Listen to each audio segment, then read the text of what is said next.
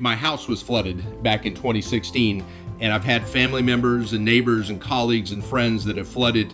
I know the impacts of flood, and I know the pain that causes. The agency that I work with, part of our charge is to make our coastal communities more resilient and reduce the risk of flooding from hurricanes and tropical events. Greg Grandy is the Coastal Resources Administrator for the state of Louisiana. He says that a community's flood history, or lack thereof, often impacts their flood mitigation efforts. You hear the comment, we've never flooded here before. This area has never flooded. The challenge with what we're seeing with both coastal storms of higher intensity and greater frequency, but also more inland areas, it's being able to think about what risks are out there and how can I mitigate those risks in the future. Answering that question has been the focus of Steve Mathies' coastal restoration career for over 4 decades.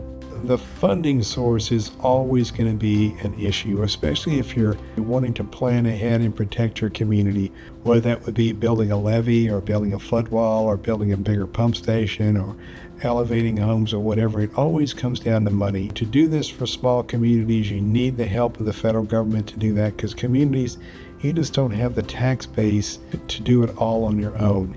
For more populous regions, planning for flood mitigation is key. Communities have so many challenges that they face from education and crime and transportation. Creating that plan this is something that's important to our community for a long-term sustainability and livability in those communities. After the rain event that flooded Greg's property in 2016, the state created the Louisiana Watershed Initiative. What we stood up were regional watershed authorities. So we have about 9 of them across the state.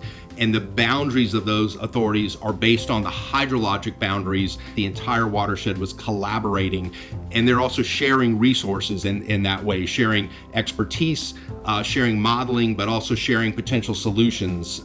Both Greg and Steve believe that AI-derived flood prediction data can be one of those solutions, as long as it's built with human expertise. You need to be able to have the human element to be able to evaluate and calibrate and validate and say, does this make sense with what we understand how water moves on the ground in your areas? If you have that information, and you have a community that is supportive of that and the types of projects that would be done in response to that data, your opportunities to secure funding at the state or the federal level is greatly increased.